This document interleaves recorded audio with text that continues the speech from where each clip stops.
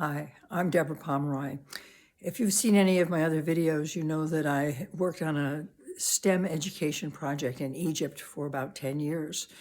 And we were helping the Egyptian Ministry of Education develop a series of model high schools that were based around STEM education. One of the hallmarks of these high schools was that the students have to work on what we call capstone projects. These are semester-long projects that they work on in groups. The challenge that they have to meet in their project is very highly structured. The demands are very high. The kids have to use engineering design process in order to develop a prototype of a solution for one of the grand challenges of Egypt. Well, when we started doing this, the very first year of the first high school, we had kids come in as sophomores. They were stunned. They'd never worked together in groups before.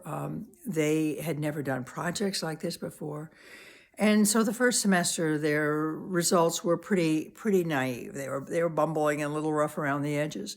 By the second semester, they really got into it, and they began to understand what that really meant. And so then we had them develop these large scientific posters. They had to do formal presentations in front of a panel of outside experts, not their own teachers, for their evaluations.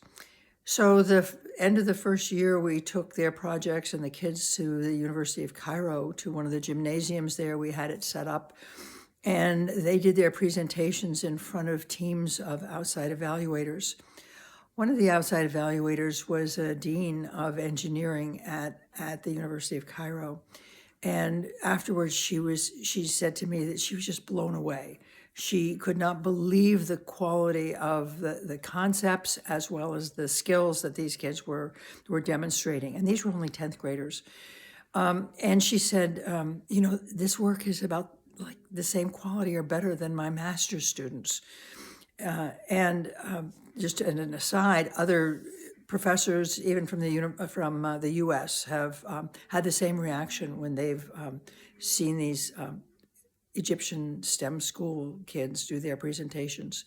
Getting back to the dean, though, so she said, this is better than my master's students. And of course, these kids were 10th graders. So I said, well, what are you going to do in about 2 years or so?